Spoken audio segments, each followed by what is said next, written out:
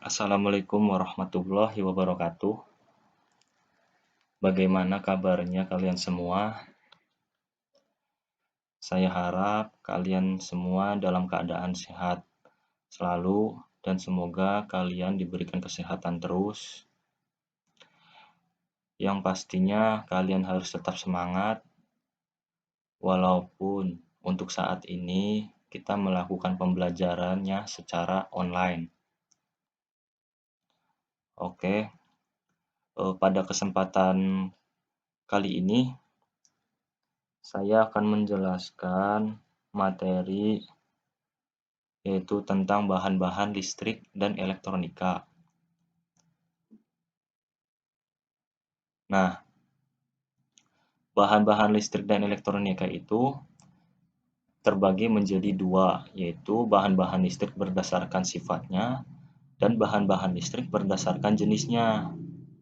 Kemudian bahan-bahan listrik berdasarkan jenisnya itu dibagi lagi menjadi tiga, yaitu konduktor, isolator, dan semikonduktor. Nah, langsung saja sebelum kita memasuki ke bahan-bahan listrik berdasarkan sifatnya dan jenisnya, kita harus mengetahui terlebih dahulu pengertian dari bahan-bahan listrik.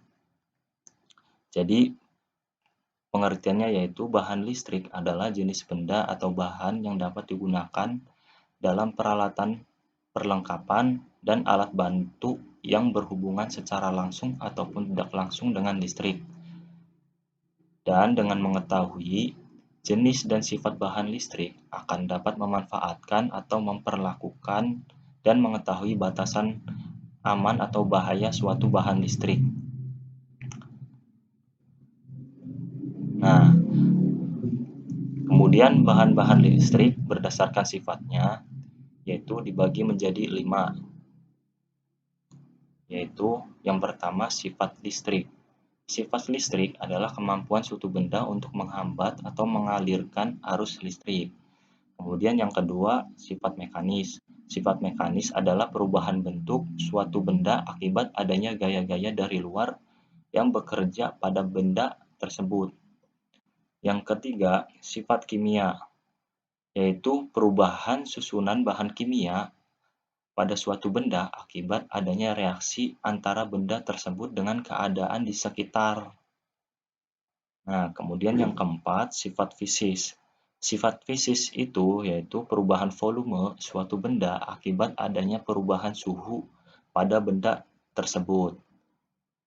Kemudian yang kelima itu kombinasi dari sifat listrik, sifat fisis, sifat kimia, dan sifat mekanis. Nah, itu dia bahan-bahan listrik berdasarkan sifatnya ya. Kemudian selanjutnya yaitu bahan-bahan listrik berdasarkan jenisnya. Yang pertama yaitu konduktor. Konduktor merupakan jenis bahan yang dapat menghantarkan arus listrik dengan baik.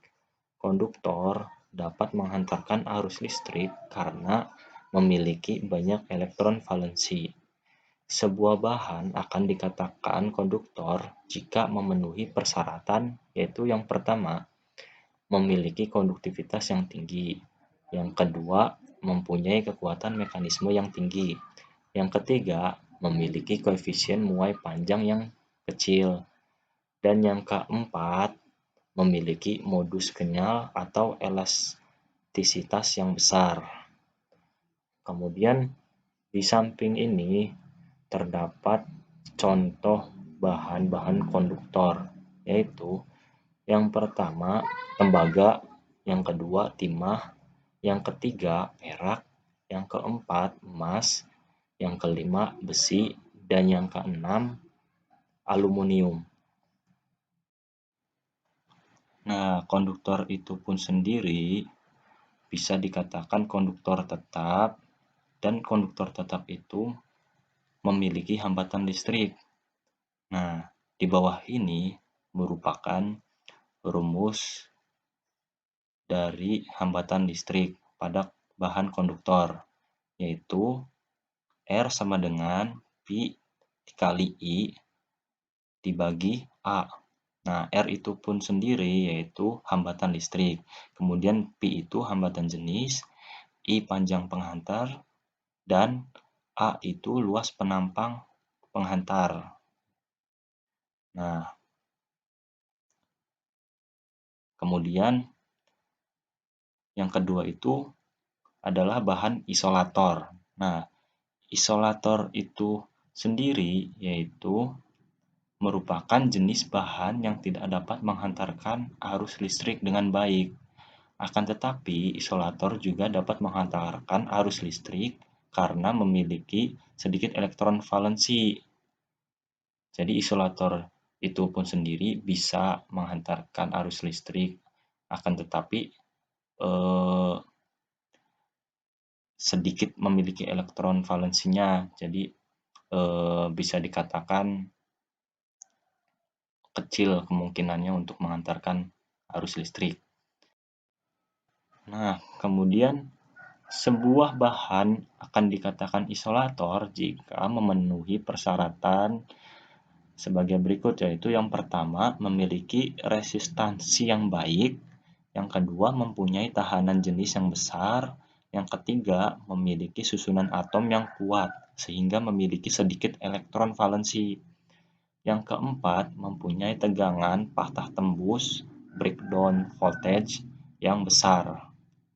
Nah, di samping ini terdapat contoh-contoh dari bahan isolator itu sendiri, yaitu yang pertama kertas, kedua plastik, ketiga kayu, keempat karet, kelima keramik, dan keenam kaca. Nah, jadi bahan yang disebut sebagai bahan isolator adalah bahan dielektrik. Ini disebabkan jumlah elektron yang terikat oleh gaya tarik inti sangat kuat. Elektronnya sulit untuk bergerak atau bahkan tidak sangat sulit berpindah, walaupun telah terkena dorongan dari luar. Bahan isolator sering digunakan untuk bahan penyekat, yaitu dielektrik. Penyekat listrik terutama dimaksudkan agar listrik tidak dapat mengalir jika pada bahan penyekat tersebut diberi tegangan listrik. Nah, kemudian yaitu bahan semikonduktor. Nah, bahan semikonduktor itu yaitu sebuah bahan dengan konduktivitas listrik yang berada di antara insulator atau isolator dan konduktor.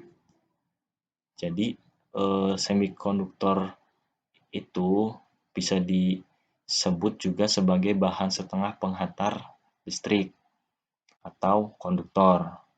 Nah, suatu semikonduktor bersifat sebagai insulator jika diberi arus listrik dengan cara dan besaran arus tertentu.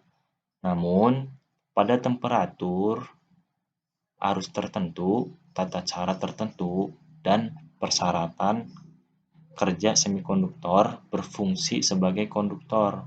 Misal, sebagai penguat arus, penguat tegangan, dan penguat daya. Nah, kemudian di sini terdapat bahan semikonduktor yang sering digunakan, yaitu yang pertama germanium, lambang ininya kimianya Ge, kemudian yang kedua itu silikon Si, yang ketiga gallium arsenida Ga-As gitu. Nah, selanjutnya struktur atom semikonduktor itu sendiri. Nah, seperti pada gambar di bawah ini, yaitu merupakan struktur atom silikon dan germanium. Nah, pada struktur atom silikon ini terdapat 14 elektron, dan pada struktur atom germanium ini terdapat 32 elektron. Nah, Kemudian pada atom yang seimbang atau netral, jumlah elektron dalam orbit sama dengan jumlah proton dalam inti. Nah, kemudian muatan listrik sebuah elektron. Nah, ini elektron valensi elektron yaitu min 1,602 pangkat min 19 C. C itu kolom dalam satuan listrik. Nah, bukan Celcius. Kalau Celcius itu suhu, kalau listrik itu kolom. Dan muatan sebuah proton adalah plus 1,602 pangkat 19 kolom. Nah, elektron yang menempati lapisan terluar tersebut sebagai elektron valensi. Nah, ini yang paling luar. Ini yang disebut elektron valensi. Kalau ini inti atom. Nah, atom silikon dan germanium masing-masing mempunyai 4 elektron valensi. Nah, ini kan elektron valensi ya, paling luar itu kan. Ini masing-masing itu memiliki 4. Nah, silikon itu terdapat 4 dan germanium juga terdapat 4 elektron valensi. Nah, kemudian ini merupakan struktur dari atom Si atau silikon. Nah, meskipun terikat dengan kuat dalam struktur kristal, namun bisa saja elektron valensi tersebut keluar dari ikatan kovalen menuju daerah konduksi apabila diberikan energi panas. Bila energi panas tersebut cukup kuat untuk memisahkan elektron dari ikatan kovalen, maka elektron tersebut menjadi bebas atau disebut dengan elektron bebas. Nah, jadi semakin besar energi panas yang diberikan, maka semakin banyak pula jumlah elektron bebas yang keluar dari ikatan kovalen. Ini ikatan kovalen. Dengan kata lain, konduktivitas bahan meningkat. Nah, kemudian semikonduktor itu dibagi menjadi 2, yaitu semikonduktor intrinsik.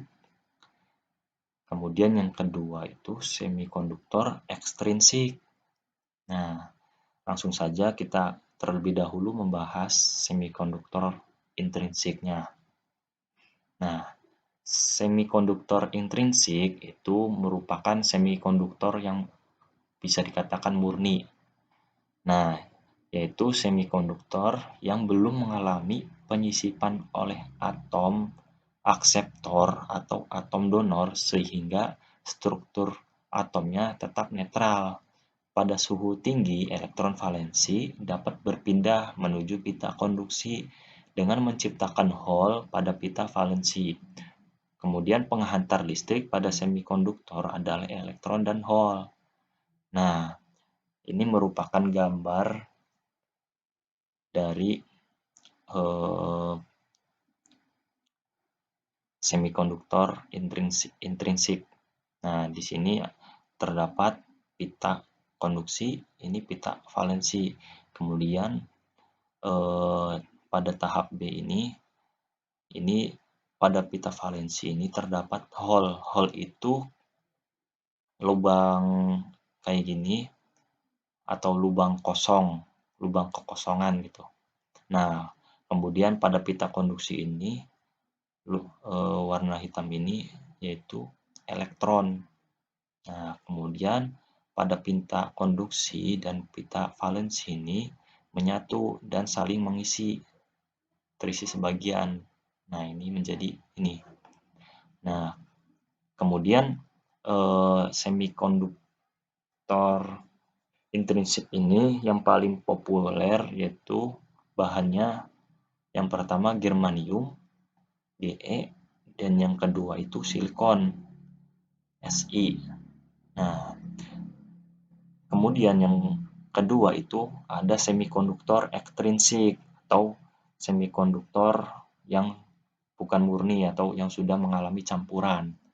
Nah, jadi semikonduktor ekstrinsik itu adalah semikonduktor intrinsik atau murni yang telah diberikan campuran doping sehingga mengubah struktur atom. Dengan mencampur semikonduktor murni, maka akan lahir jenis semikonduktor ekstrinsik, yaitu semikonduktor tipe P dan semikonduktor tipe N. Nah, tipe P itu positif, tipe N itu negatif, gitu ya. Nah, ini merupakan gambar semikonduktor tipe N dan semikonduktor tipe P, di mana dari kedua semikonduktor ini terdapat perbedaan, yaitu misalkan pada pengotoran oleh atomnya, dan kemudian atom pengotornya.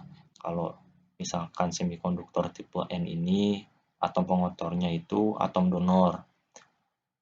Akan tetapi semikonduktor tipe P ini, atom pengotornya yaitu disebut atom akseptor.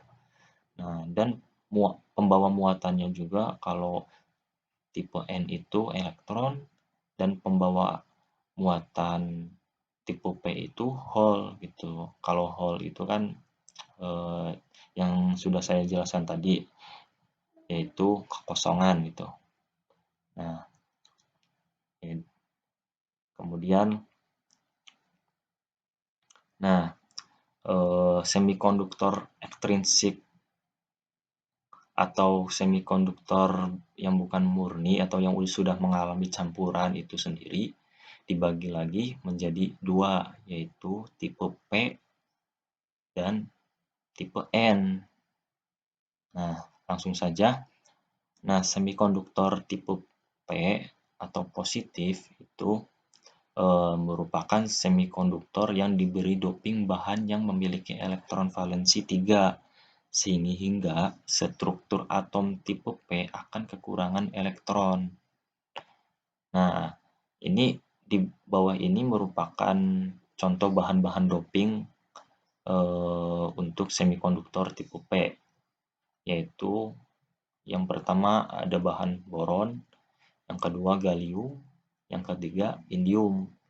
Nah, kemudian bahan atau semikonduktor yang terdapat pada komponen elektronika, yaitu salah satunya adalah dioda. Dioda ini merupakan komponen elektronika dan di mana bahannya itu merupakan bahan semikonduktor tipe P. Nah, jadi dioda ini pencampuran antara dua bahan, yaitu semikonduktor tipe P dan tipe N akan melahirkan dioda gitu. Kemudian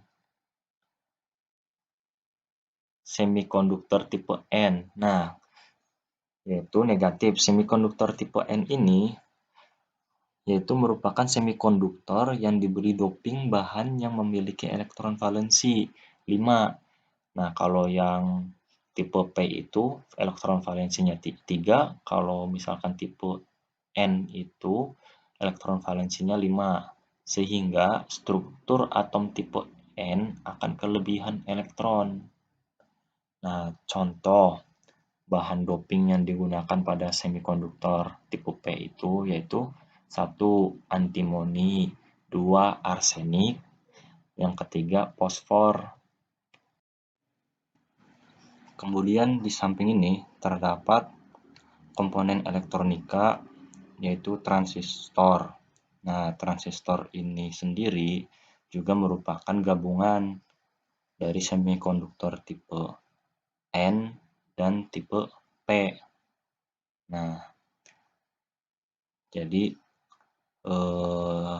transistor itu sendiri terdapat dua jenis, yaitu transistor PNP dan transistor NPN. Tuh.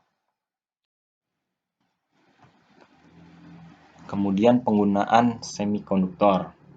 Semikonduktor merupakan terobosan dalam teknologi bahan listrik yang memungkinkan pembuatan komponen elektronik dalam wujud mikro, sehingga peralatan elektronik dapat dibuat dalam ukuran yang lebih kecil.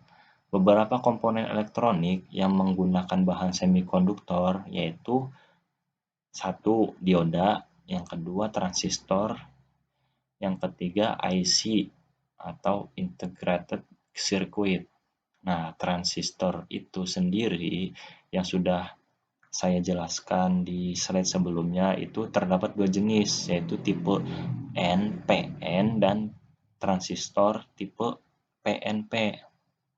Nah, kemudian kita akan membahas yang pertama dulu, komponen dioda. Nah, dioda adalah komponen yang memiliki dua terminal atau dua elektroda yang berfungsi sebagai penghantar arus listrik dalam satu arah. Dengan kata lain, dioda bekerja sebagai konduktor bila beda potensial listrik yang diberikan dalam arah tertentu, atau yaitu bias forward. Nah, tetapi dioda akan bertindak sebagai isolator bila beda potensial listrik diberikan dalam arah yang berlawanan atau bias reverse.